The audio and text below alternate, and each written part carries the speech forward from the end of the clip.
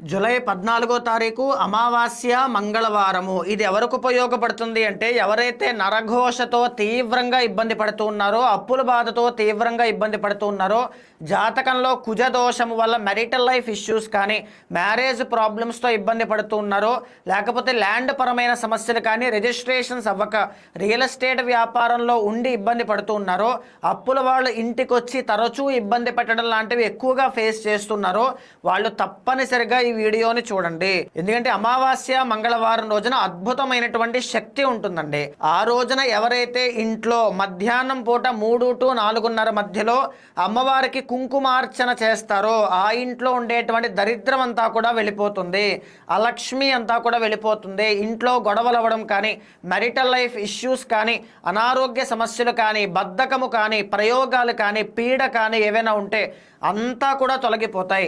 ఇదే కాకుండా సాయంత్రం